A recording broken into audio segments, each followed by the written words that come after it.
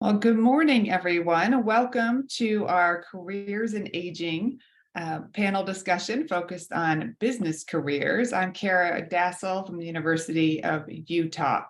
I have a few introductory slides and then we will launch into the panel discussion. So I'd like to thank our AGHE Advancement Work Group who helped organize this event. The members are here and I have the honor of chairing that work group, and then also we cannot do this without the wonderful support of Gina Showen from GSA. So thank you, Gina. So you're at our first panel discussion for the year, which is focused on business careers and aging. We're planning another one in the fall, probably in October, that's going to focus on various gerontological education options. So stay tuned for more about that. So for those of you who are able to attend, please join us in Tampa in November for the annual scientific meeting. It's November 8th through 12th. Now I know people belong to various member groups. AGHE has, GSA has 6 different member groups, and you can have a primary membership and a secondary membership.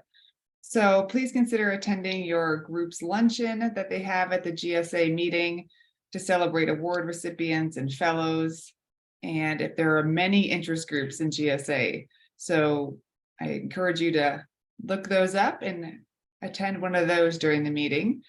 All the member groups also have different fundraising opportunities for student travel or other initiatives. So encourage you to consider donating. And then we always need volunteers, like for advancement. So if you're interested in volunteering with one of the various sections within AGHE, keep an eye out for the next volunteer call, which I believe is going to be in October.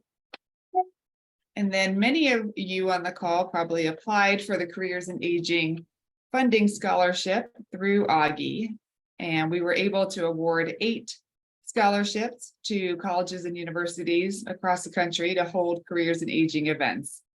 In the AGHE Connect issue that's coming out, you can read about all the different activities that they did.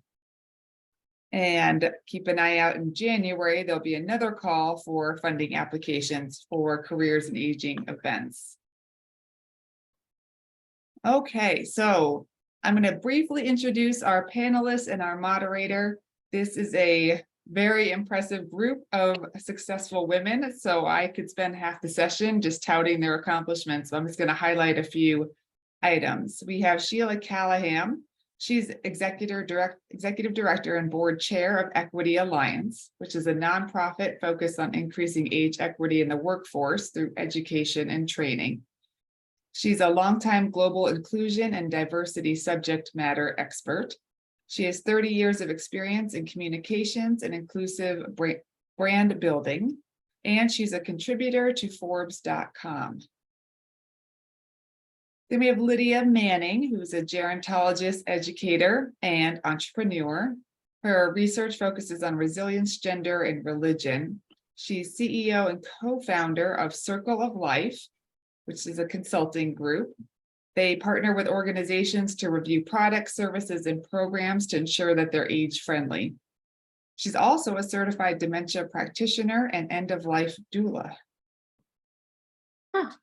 Then we have Micheletti. She's CEO of Interrupting Aging, which the creator of the unique gerontology-based 6-step aging and money blueprint financial and insurance professionals online training program. She's been a gerontologist for 25 years and a former 13-year property and casualty insurance business owner and advisor. She's been a national keynote speaker on a variety of aging topics, and she is adjunct faculty at Arizona State University. Then our moderator for today is Helen Dennis, who's a nationally recognized leader on issues of aging, employment, and retirement. She's co-author of an LA Times bestseller, Project Renewment, the first retirement model for career women. She's received awards from the USC's Davis School Andrus Center for Gerontology and has taught in that program. Ooh, and got a lot of boogers, Gija. Oh, I'm not if throwing you them could- away. I'm too If grossed you out. could please mute, that would be Yeah. great, please. Or Gina, could you mute folks? And then she was one of PBS Next Avenue's 50 influencers for 2016. So without further ado, I'm going to stop sharing and turn this over to Helen to open up questions to our panel. Well, thank you very much and good morning to everyone. And Sheila, I don't know what time it is in Portugal. What time is it in Portugal right now? It's 4:06, Helen. PM? Evening, in the evening, Okay, yes, that's good. afternoon. Reassuring. That's reassuring. Mhm. Well, I am delighted to moderate this very accomplished and distinguished panel of professionals whose work incorporates the best of business. But I want to start with a little bit of a historical context. Many years ago, business was perceived as the enemy of aging. It was this bad, big corporations who were taking advantage of vulnerable older adults. Well, that may occur to some extent today, but that's certainly antiquated thinking. And I think that thinking was prevalent because people did not understand the relationship of business to aging and the opportunities that it would bring. So business is a powerful partner. So knowledge of some aspects of business is really critical for entrepreneurs, grant seekers, innovators, those building the optimal workforce, financial services, product development, nonprofit boards. So some understanding of aging is really important in almost every aspect that we really embrace in the field of aging.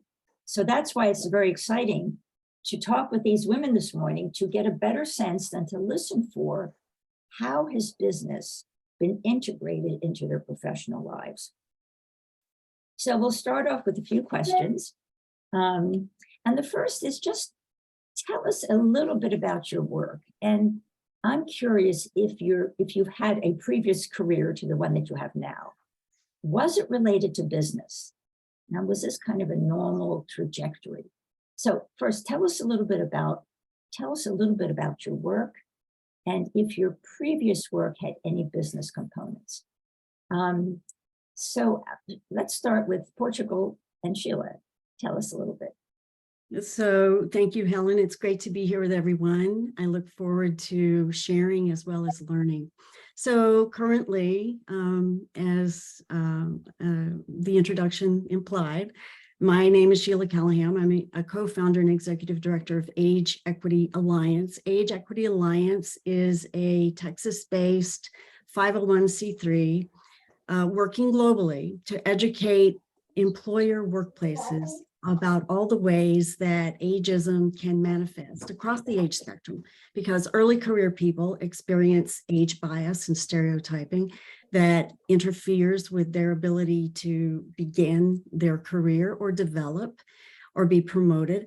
And then likewise, on the other end of the age spectrum, older employees are being pushed out before they're ready. And once they're out, it's very, very difficult to get back in. So I evolved into the work that I'm doing now. I guess if I look across my entire career, I've worked for the Department of Defense, I've worked for private business, and now I'm doing the nonprofit stuff. But the one thing in all of my work, the two things that have been common across all the things I've done has been communication and training. And that's exactly what I do today. Thank you, Sheila. And Barbara, how about you? Tell us a little bit. Well, first of all, thank you for the invitation. Just to be among a group of esteemed women is amazing to be here. So thank you. And thank you to AGHE and the GSA. So mine is a bit of a circuitous route how I got to where I am today. So I started my company, Interrupting Aging, back actually in 2015, where I was wanting to make a change. I was an insurance agent at the time, a 13-year property casualty insurance agent. And I had seen so many I just witnessed the devastation, the financial devastation and the emotional devastation that my clients had experienced with aging issues and money over time. but I wasn't able to pull the trigger in 2015. So ending up into 2019, 2020, I was still a property casualty insurance agent. At that time, I made the decision to level up, and I was actually going to become a financial planner. So in 2020, I left the insurance industry as a producer, as an agent, and went into financial planning. When I got into the field of financial planning, I kept hearing, the same aging and money issues. And while I worked alongside fantastic colleagues who are very dedicated to what they do as financial and insurance professionals with their clients, what I didn't see and hear as much as I'd like to were addressing the aging issues that we all have and the money that goes with it. So in 2021 is when I started my company as we know it today, Interrupting Aging. During this time when I started the company, I'd made the decision to create an online training program to teach who I call money experts how to become aging experts so they can help their clients financially and emotionally plan in advance for, as we know, most likely inevitable age-related money issues. There's always a dollar sign attached. I've morphed since creating this online training program to include other senior-focused professionals, such as adult protective services and such, but it has just morphed from there to include others beyond the financial and insurance industry. And I've gone into public speaking as well and corporate training. So really, those things have culminated to where I'm at today, because I did witness over the years the aging issues that my clients, my family, my friends experience. And we weren't really talking about it. So this is what led me to do what I'm doing today. Thank you, Barbara. I think we all get moved to unmet needs, and then we try to fill in that empty space. So thank you, Barbara. Lydia, how about you?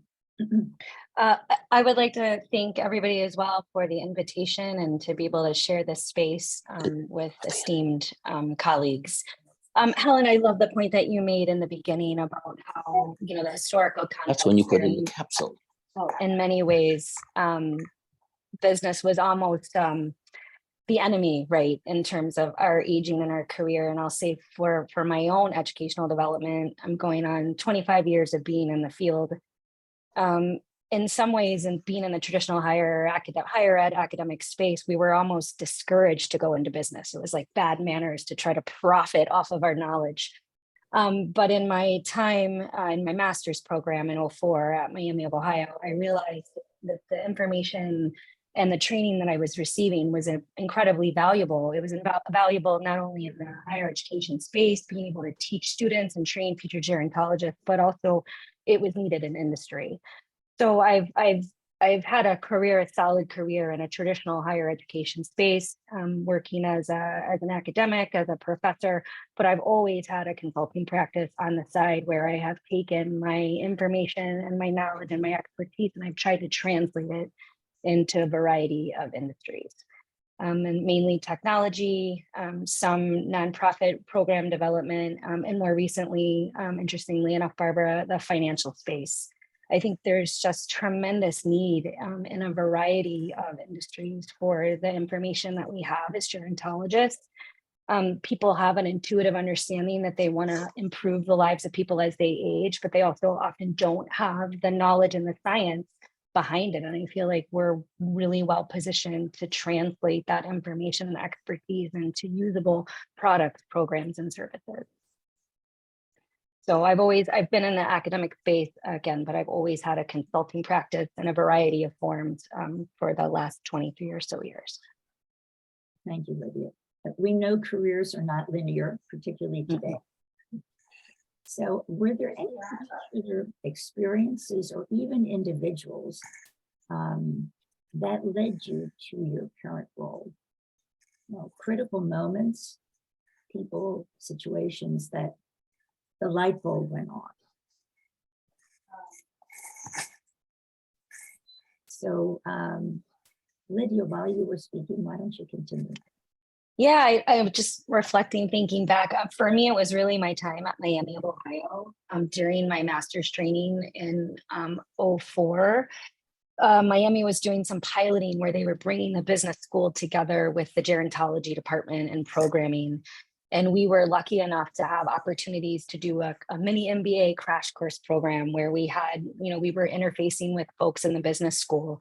And I realized, again, people who were self-proclaimed experts in aging, who maybe weren't exactly experts in aging, had figured out how to bring the worlds of business and finance together in aging to do some powerful work. And I realized I don't need an MBA to go out into industry and make meaningful change around aging. So I think for me, it was early in my career in my master's program, realizing again, there was a need for applied work, and people would actually pay you to do it.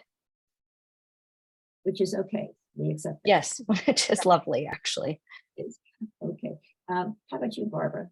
Critical moments, turning points, people in your life. Oh, so I've had this same, Lydia, entrepreneurial spirit for a long time. And when I was going to the University of Arizona back in the day, this was 1995, is when I started my gerontology graduate school. سایز medium خوبه شلنه. Apologies. Rather large. So in 1998, I had applied, actually in 97, I had applied to the Eller School of Management. I wanted to obtain a marketing minor. And I was the first gerontology student to approach the dean of the business school and ask him if I could take MBA marketing classes. After explaining what gerontology meant and going through gerontology program, he agreed and he let me take 5 classes. So it was during that time of combining aging and marketing. And for me back then, I actually wanted to go into marketing, the best laid plans, right? I wanted to go into marketing, and market back then it was what? Depends, Geritol. I mean, it was very limited, going back to frowned upon in business, so to speak, back in the day. But that didn't happen. But what did happen was, out of my experiences from 95 to 98, I did original research on a master's thesis on telemarketing fraud and older adults, and the financial implications and the aging implications that had happened because of that. So this is 1998, when those numbers were astronomical. So I feel it's almost as if, when you're connecting the dots, you have to look backward in order to look forward. And where I am at today, that's one of my main platforms is elder financial abuse. And I speak about that often based upon that research I did as a younger person 25 years ago. That's brought me to where I'm at today, that I can now put on my platform. And those numbers, unfortunately, are increasing. But that was very instrumental for me as a business person, seeing that I could create and combine gerontology and business. And I think the theme that always strikes me is that at heart, we have to be innovators, because no one is telling us, here is the job, okay? We're making our own job descriptions as we go along. Yeah. And Sheila, how about you?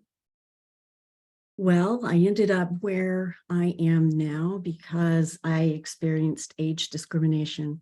I had been working in the corporate world for about 15 years. I had decided to leave my career so that I could stay home with my boys, who were growing up much too quickly. I stayed out of the workplace for about 7 years. And when my youngest son was entering high school and my other 3 boys were independent, I decided to re-enter the job market. So during the time, we had relocated from North Carolina to Texas, and I thought this is the perfect time to get involved, to learn my community and contribute to my community.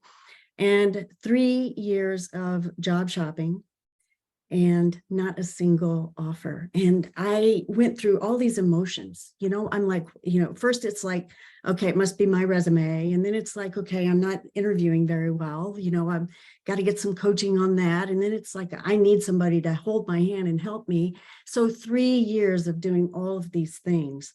And I just couldn't believe it. So, and I was very slow to realize that it was age discrimination, because I thought, I was at the time, I'm 59 right now, and this was when I was in my early 50s. And so I'm thinking, it never occurred to me. But then when I started going on to LinkedIn and looking up people who were being given, the opportunities that I had applied for, it was very obvious. They were decades younger than me. And so then I went through this trauma, shock and despair and, oh, woe is me. And then I got really pissed off. And I was like, I cannot believe this. So I did a lot of research. I wrote an article and I just pitched Forbes.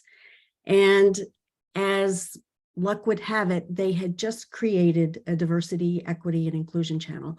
And I had spent about a dozen years in private sector working in DEI. And so I was brought on as one of the early writers for that channel. And then I realized about 6 months into it that even a platform as big as Forbes was not enough. I needed to do more. I realized also that the finger pointing about older people not getting jobs was all pointed at the older person. And I knew that was not the case. I knew that the problem was that businesses were not giving them equitable opportunities.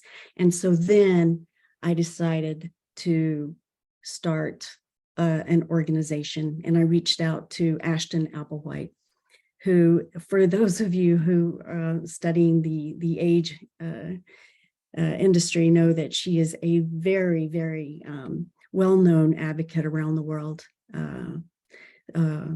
fighting against ageism. And so together we kind of brainstormed about what the organization would look like. And while the work that she does is focused on ageism across the board, the work that I do with Age Equity Alliance is focused specifically on the workplace. I mean, what really strikes me, business is a big piece, but everyone is mission driven. Mm. And the notion that you can do good and make money, those two do go together. So thank you. Did your formal education prepare you for what you're doing today? And if you could redesign your education, would you fill in some spaces, some things differently? So let's talk about formal education and where you are today, this relationship. And while we have you, Sheila, why don't you continue? Sure. Well, my undergraduate degree is in politics and history, and my master's degree is in international studies. So I don't know that that my formal education contributed in any way other than learning the importance of influence and diplomacy and respecting differences. That's significant. Yeah. Thank you, Sheila. How about you, Barbara? I'd have to say my undergraduate degree is in social psychology, so that's been pretty helpful. And then the combination of the gerontology and the marketing, again, as I've looked backwards, it's culminated beautifully in connecting the dots to what I'm doing today. I had some great professors back in the gerontology graduate school and in the MBA program as well that were very influential to what I'm doing today. But it does take, we do need, it is good to pause and reflect back on where we came from in order to figure out why we're doing today what we're doing. Thank you, Barbara. Lydia, how about you? Yeah, I would say that I use my formal gerontological training and education every day in every aspect of my work. I've been blessed to have tremendous mentors and gerontological educational opportunities throughout my career. I use my research skills often in the work that I do as a consultant. I use my teaching abilities to educate and train in various industries. If I think about, everybody's got gaps in their training, and hindsight's 2020 in terms of how they prepared themselves academically and professionally. I think this is true for a lot of gerontology programs. I know when I've talked to other colleagues and professors in the space who are training future generations of gerontologists, I do think we could, as a discipline and as a field, be a little better about preparing our students on how to market themselves as gerontologists, right? We do have unique training. And if you're in research and higher ed, or if you're in the private sector, or you're in government, I think that it's a great exercise to have students write an ideal job description, and then think about how they uniquely could meet the demands or the expectations of what they think they want to do as a gerontologist with expertise in aging. So I guess looking back in my career, I would have loved some coaching on how to be an effective business person, to advocate for myself, to negotiate contracts, and to make sure I was being compensated for what I was worth, and then how to market myself accordingly. It struck me. Do you think there was an opportunity for our professors to learn a little bit more about business? I'll speak for myself as an educator. I still teach in a variety of adjunct positions in institutions in Maryland and California. When you're educating people, you have a responsibility to stay on top of trends, to be up to date on what's happening, not only in the research space, the theoretical space, but in industry. And so for me, I think I try often with my students to let them know that there are many ways to do this work. Being a college professor is one option, but there are many, many ways to do this. And so it's important for us to do our due diligence as educators and provide students with those opportunities to learn and to explore, and to remind them that they don't have to model themselves after a traditional academic. There are other ways that they can operate in the aging space. So I think, I don't know, some of it's, we're all in our own cohorts. We all got trained at different times, I'm sure, and the field was transitioning as well. But I think in some ways, at least in my own doctoral program, I was prepared by doctorally trained gerontologists, some of them holding PhDs in gerontology, some not, but the goal was to go do academic work and to replicate that model. And so less emphasis was spent on how to take your expertise and skill sets and infuse it in other meaningful ways of working. Barbara or Sheila, any comments on that in terms of role with faculty? Oh, I'm all sorts of agreeing on that one, Lydia. It's so true. For some reason in gerontology, it's as if we can only do certain things. And we're here to tell everybody the sky's the limit. And we really want to encourage you to not think about that you only have to go into geriatric nursing. Nothing wrong at all with geriatric nursing, but not to limit yourself, because as what we're doing as consultants and well, for me, financial insurance and senior focused industries, we're teaching them about the aging process and to become more self-aware about the aging process and what could happen to us as we grow older, from not only our own, dynamic of what we learn as gerontologists, but also from the financial perspective. How are we going to pay for the things that we are experiencing as we grow older? And it encompasses so many things. So if I were to look back on, what I learned in business, and I was in the MBA school, they didn't exactly teach us or create that bridge between MBA, what you learn about business in business school, and gerontology. It was as if the two were two completely different silos. So going back to your other point, Helen, as far as we needing to create our own jobs, I would encourage everybody here, what is your dream? What's your vision? What's your goal? What do you feel that you would love to do and that you wouldn't even feel like it was work? And I would encourage you to explore that, because really it's limited only by your imagination what you can do in this field. And quite frankly, I feel like as I was early 30s, when I was a later student, when I got became a gerontologist, I kind of felt like I cheated a little bit as I've grown older, because it's giving me this knowledge of how to take care of myself. Like one of the things I do is Brazilian Jiu-Jitsu because of the mind-body connection, but really how to take care of yourself as you get older.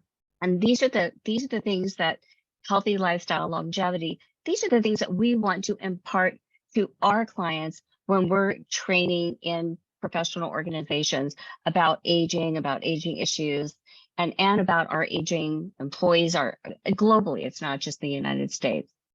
Thank you so much, Barbara. Sheila, any comments on that? I would just say that to Lydia's point about keeping up with trends, if you look at the way employment is going, I mean, more and more people are becoming contracted, more and more people are entrepreneurial, they're gigging. I think every student attending university should be taught how to market themselves and think like an entrepreneur. Exactly. So another question. This is a highly motivated group. What do you love about your work? What is it that gets up in the morning and said, I'm ready? What do you love about it? Sheila, why don't you continue? I love knowing that I'm moving the needle. When I first started writing for Forbes on the topic of workplace age and aging, I mean, media was not really writing about the things that I was writing about. I had to go to, academia to even read anything about age and aging. But now it's very, very common to read articles in major media, the New York Times, the Washington Post, the Harvard Business Review about this topic of age and aging in the workplace. And I feel like, I know it's a collective effort. I am not the only one doing this work. There are lots of us, and there's room for everybody. But just knowing that I'm a part of a movement that is shifting the culture brings me a lot of satisfaction. Thank you, Sheila. How about you, Barbara? What do you love about it? When I started this company, it wasn't a job. It really became a mission, and it became more than me. It's more really my life's purpose and meaning is to spread the knowledge of being an aging expert and being a gerontologist and being a business person and being a woman, that we have so much to bring to the table of educating and informing, teaching, coaching, training those that we want to influence, not only for their clients, but also for themselves and their own family dynamic. So when I think about with what I'm doing, teaching people how to themselves become an aging expert to a degree, and knowing that it's making a positive influence where they're able to plan for themselves, for their family, so they can create less suffering as they grow older, or less damage to their portfolio, their financial portfolio. The public speaking has been another great thing for me to be able to have the platform of presenting to different organizations about aging.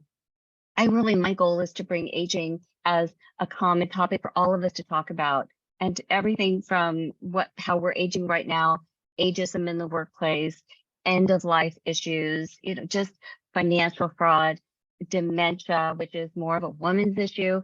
These are the things that we really need to talk about and bring front and center, because they affect all of us. And if it's not affecting us personally, it's affecting our loved ones, our family, our friends, our community, and our greater society at large. And I feel we have an obligation as gerontologists in business to be able to bring forth what we know and to expand upon that so other people can think about it as well. Because I feel that we really are gifted in knowing and thinking about our own aging process. Well, thank you so much, Barbara. Lydia, what do you love about your work? For me, I've said it in many different contexts, but gerontology for me feels much more like a vocation than it does a career. For me, it's a calling, the work that I do, advocating for older adults, improving the lives of all people as they age over the life course. It feels like a gift every day to be able to get up and work in a variety of capacities. If it's an industry, if it's educating students, if it's reminding my family members they're being horribly ageist, however that looks, right? In the micro, the macro, the meso space. To be able to hold this knowledge and to work with people who are aging and who are older, and to be able to educate and inform and inspire people, and oh my word, maybe even get them excited about aging. That to me feels like a gift. And Barbara, to your point, it doesn't feel like work. I mean, of course, there are moments where you're writing reports or proposals, or you're knee deep in a boatload of qualitative data you have to analyze that maybe feels a little bit daunting, but on average, it doesn't feel like work. It feels like I get to live my values and to be passionate about what I do and to inform people about aging and the opportunities and sometimes the challenges. And then to help them impart, I don't know, I feel like we sit on a wealth bed of knowledge around what it means to grow older over the life course. And we get to operationalize that not only in our everyday lives for ourselves, but help other people do that, be it in industry, be it in everyday lived experiences. And again, it just feels like a gift. So there's no question that we collectively are mission driven. We love our work. So in one sentence, can you just share what you don't like about your work? You can volunteer for this one. Go ahead, Sheila. I don't like the fact that I don't have enough time to do everything I want to do, to collaborate with all the people that I could collaborate with if I had more time. And, I often feel like I'm spreading all these seeds all over the place and they're germinating and I can't keep up with everything, so it's really, I just think that this topic, if anyone who's following the demographic changes, we know that we have more and more people aging. It's just the way the demographics are working. So this topic, this subject is becoming more and more important every day. So not enough time. Not enough time. How about you, Barbara? I'd have to say closed-minded people. And that becomes almost my mission to open their mind, to expand their knowledge, because we have our knowledge just like the back of our hand. Our aging, it's just the back of our hand. And not everybody thinks like that. So I take that when I encounter people who are closed-minded, which isn't very often, but you do. It's business too, right? So when I encounter closed-minded people, I just I look at different creative ways with which to open them up, to expand their horizon, because we're all aging. As I tell people, we're not only aging when we're born, we're aging inside of our mother's womb, and then we're going through our aging process. It doesn't start at some magical age of 50 or 59 and a half or 65. It doesn't happen like that. We're continuously aging. So really working with closed-minded people to open up and expand the horizon. So not enough time, closed-minded people. How about you, Lydia? What comes to mind instantly is the hustle. And what I mean by the hustle is, as much as it's a gift and it's exciting and enthralling to be able to educate around aging and inform people, it also gets daunting, and that I feel like I've been saying the same thing for the last 20-something years. Some of it sticks and some of it doesn't. And we have similar conversations in the field, in the discourse. And so as much as I am a resilience researcher and I'm all about reframing from problem to possibility, sometimes it gets a little tiring when I feel like it's, we're moving forward, but we're sometimes moving forward at incremental speeds, right? So that's what I mean by the hustle. So not enough time. Okay, closed-minded people, and the slowness of everyone getting the message and moving forward. And I think the three problems or things you don't like are ones that you're addressing to make a difference. Okay. All right, so we have about 15 minutes. Let me see. Okay, so my final question is, we have students and mid-career and new professionals. What is your advice to those who are thinking about moving into an aging and business space, whatever that means to them? And so I'm going to ask you to keep the comments a little bit short so that we can move right into our questions. But I think, what's your advice? What's your message? What is your message to people who are embarking and maybe on another aspect of their career? Lydia, why don't we start with you? I would say be an opportunist in all the good and right ways. Explore, reach out to people, use the networks. I have found that the Gero space, the aging space, is a smaller space, and people do tend to be friendly and kind. And so if there are people who you see in the world operating and you think, oh, I would love to be doing something like that, reach out to them, ask them how they got started, internships, volunteer, invite people to collaborate. I mean, I just think, building your networks and maybe doing things that are a little uncomfortable at first to kind of put yourself out there is a great way to start. And it's okay to fail. I mean, you're listening to all of us talk about our successes. I'll tell you, I've started several initiatives. I've tried to launch several products. I've invested in several opportunities that didn't come to fruition. Some of them did, some of them didn't. And so it's okay to try things on. And as I tell my students, you learn just as much about what you want to do by knowing what you don't want to do. Great. Thank you, Lydia and Barbara.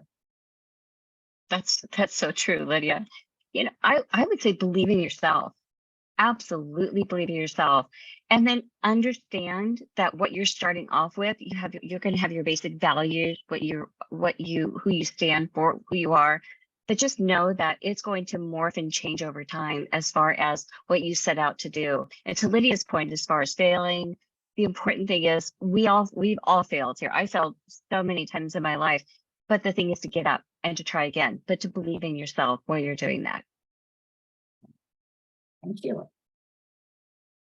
Well, I think Barbara said this in one of her earlier comments, to be sure to follow your passion. And one of the things that I would add to that is, in business, they say, look for what's missing, look, where you can fill the gap.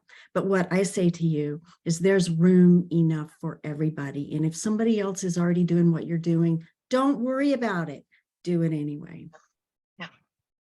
There's I will say, someone once said to me, aren't you afraid of competition? This field is so big. We have so much work to do. And the answer is no. The answer is no. Okay, this is exhilarating, informative, inspiring, and let us move to some questions here. And you could give an hour lecture on each one of these, or an hour answer, but let's see if we can do this briefly. How do you suggest getting started and creating your own company and marketing yourself and building a reputation as a newcomer? So the challenge is going to be to answer some of these kind of quickly, but let's get your thoughts on it.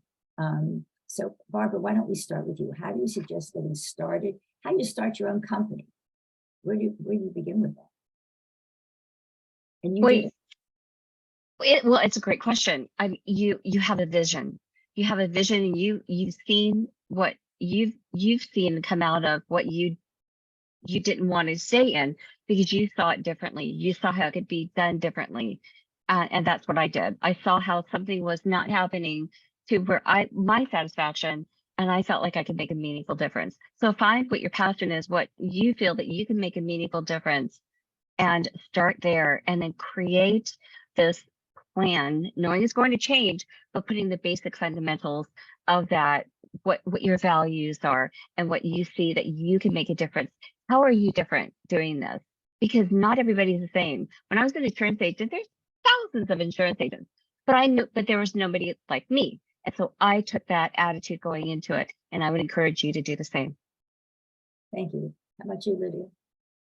I would encourage folks to reach out. There are a lot of supports at the state level, at your individual state level. So I can speak to my own experience.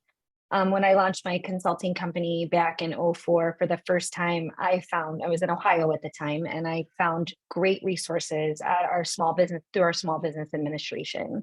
There was an incubator. I was lucky enough to get space in the incubator, and just made the most of the resources that were available to me to teach me how to write business plans and to understand marketing and how to incorporate. And should I be an LLC? Should I be an S Corp? Should I be a C Corp? What were the advantages of all that? So there are resources out there.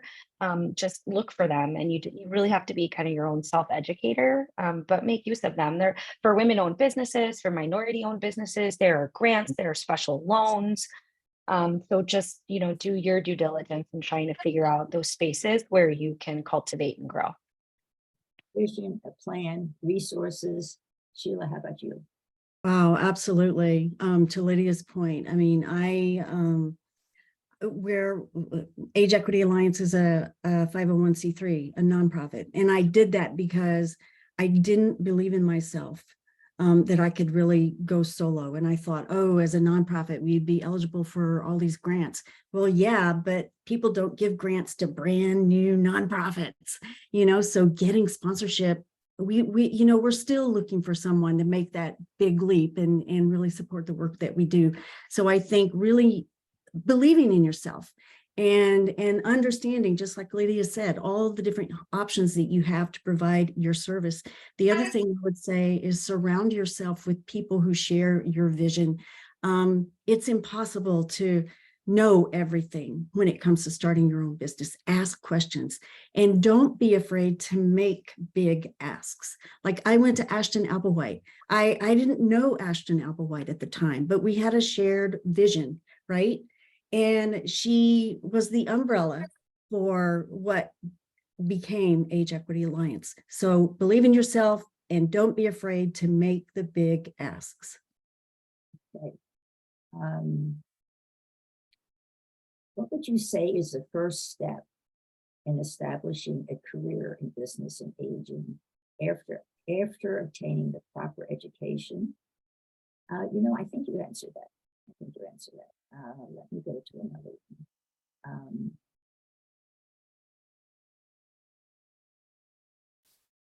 Graduate programs are all very student specific. I think that the student needs to assess resources with their program chair or advisor. So let me reframe that a little bit. What's the role of the student in that academic setting?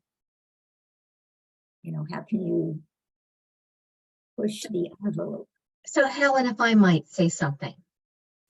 Dana Bradley, the Dean of the Erickson School of Aging Studies, listening very carefully because this has been in my space, but personally in my space.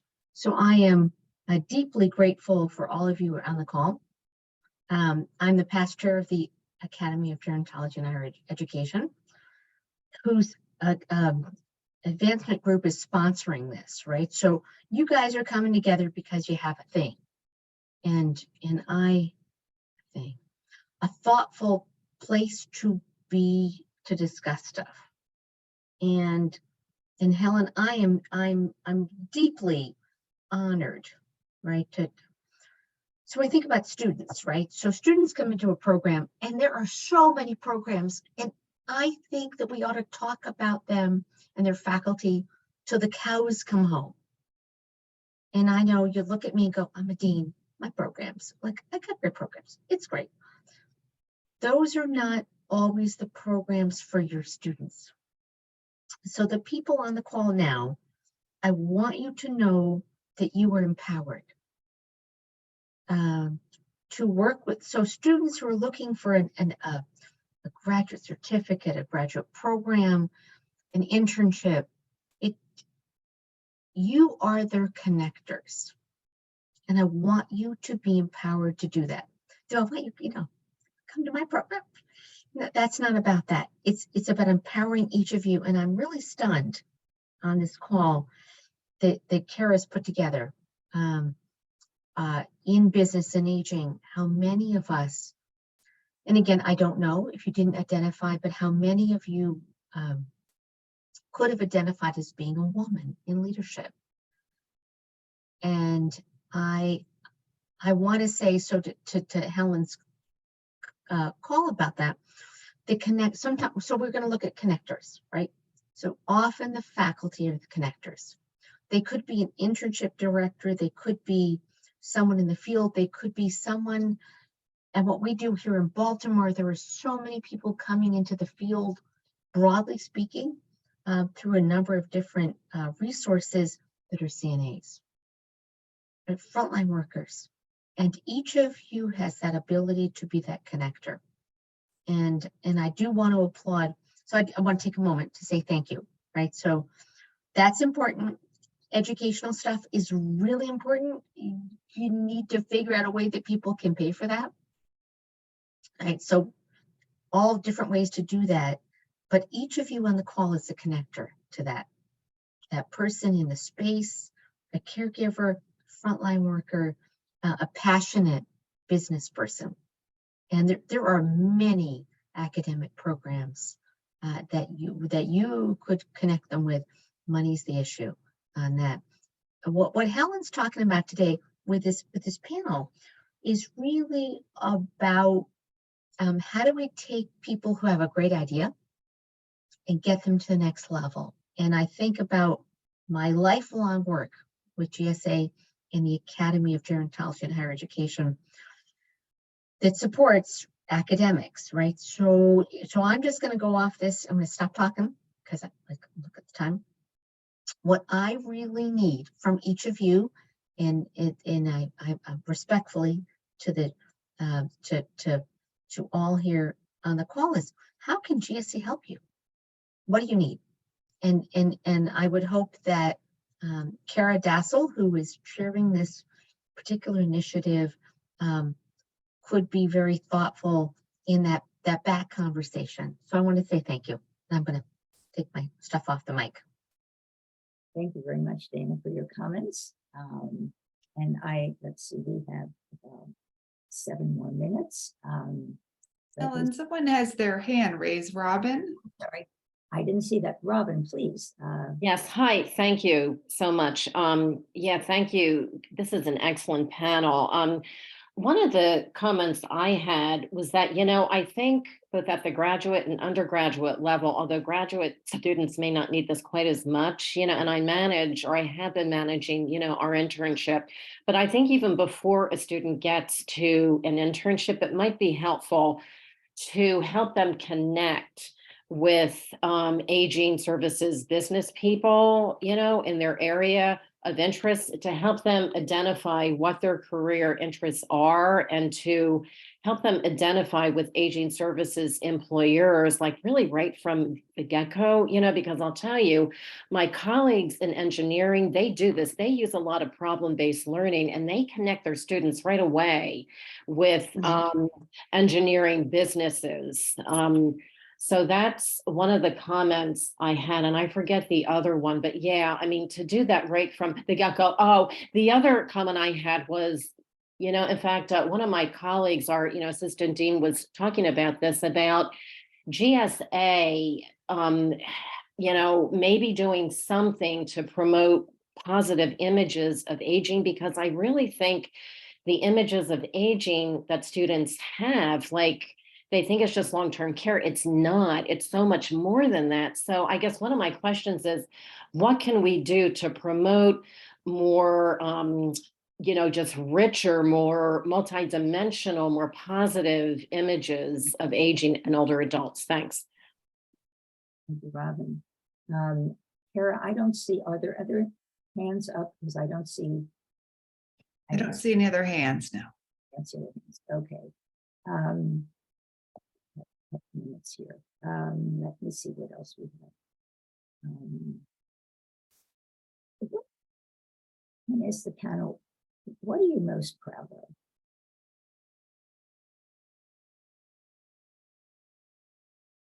Lydia?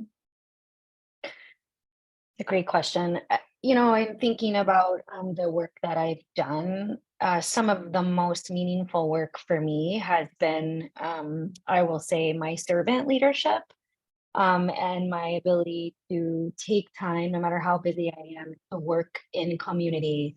I've tried to bring my higher ed piece in with my students, in my work, my previous work at Concordia University, Chicago, but I continue to sit on boards and to work on age-friendly initiatives and to share my expertise and knowledge without fee, because I think it's important to not only operate in a space, theoretically, but also in a way that I'm living my values in my everyday world. And so to be able to give back to my community is important to me. And so I will always have that sort of volunteer philanthropic piece of my work that I feel like is impactful and meaningful. Thank you, Lydia. How about you, Barbara? What are you most proud of? I've got to say, when I have a client say to me, I had a woman who is in her late 70s, come into my office, and he's a certified financial planner, CFP. And he said, I wouldn't have known how to handle this situation before, but after working with you, I identified and understood exactly what happened. She had just lost her husband 3 weeks ago. We were working on her taxes. She had no idea where her taxes were. She had no idea where any of her financial paperwork was. She was crying. She didn't know who else to talk to. And it was just that we were just closing the shop, and he was preparing taxes. We were just closing the shop. It was almost 5 o'clock as she walked in. If she didn't know what to do, she had brought tax forms from 3 years ago. And because her husband had died recently, she didn't know where to go or what to do. And that was the place that was on the tax form. So he recognized immediately that she needed, more help than what, and then just turned her away and said, we can't help you. So recognizing the issues of women, aging women that we all have, recognizing that, having more empathy and more compassion, and being able to give her guidance and concrete, clear, competent directions on how she can help herself and within her family. Those are the things that I'm most proud of. Thank you. Thank you. And Sheila. So for me, I think it's two sides of a coin. On the one hand, it's been a wonderful personal journey for me, because I was really, so devastated by the fact that I felt unemployable.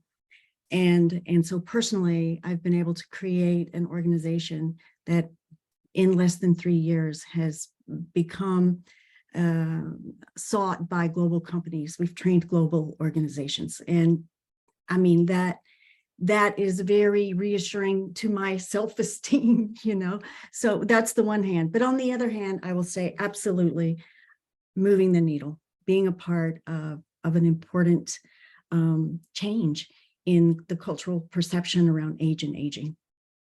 Thank you, Sheila. So we have just actually 2 minutes to wrap up. I think the messages are so strong. First, one is women, two is leaders, but the role of being creative, having to almost create our own roles, and then being able to sell it, being able to influence others to come on board. My experience is that often business does not know what it needs. So there is a compelling story that all of us have been telling that gets us to where we are going. I think your accomplishments are extraordinary. Your honesty in how you got there, your creativity, motivation, and mission, I think just sends a very affirming word to anyone who's contemplating moving into this space, or those who are already in it and just having it be affirmed. So I think that's a wrap up from my side. Do I want to add one? So I'm going to give a 10-second Helen Dennis. I'll do a 10-second Helen Dennis. So one of the things I didn't mention, beside my 40-year gerontology background, is that I write a weekly syndicated column that reaches 1.2 million people every week, which is an incredible platform for public education. And many of the questions relate to some of the topics you talk about, and be able to listen to them on the ground level, if you will, and to be able to respond and hopefully make a difference, have an impact, is one of the areas which is rewarding to me. So I'll just put that as an aside in terms of some of the things that I'm doing. So I thank you all. I am wondering if the three of you would be a resource to any of the folks who are on a call, because we are the connectors. We are, I'm going to say, the socially acceptable outliers, because I think But that's a t-shirt, Helen. I think we think differently. And in the field of gerontology, which is so exciting, you can think differently, and there's a place for you. So with that, I thank you all. I turn it back to Kara. Thank you for having me join you. It's been a delight and pleasure. Kara, back to you. Well, thank you, Helen, Lydia, Barbara, and Sheila. That was really informative and inspiring. And I'm already thinking of businesses I'd like to start in my Encore career. But thank you all for being here. Please keep an eye out for our fall careers in aging panel that we'll be hosting. And let's all thank our panelists and moderator. Thank you all so much. That was wonderful. Stay well, Thank you, everybody. Thank you. Bye-bye.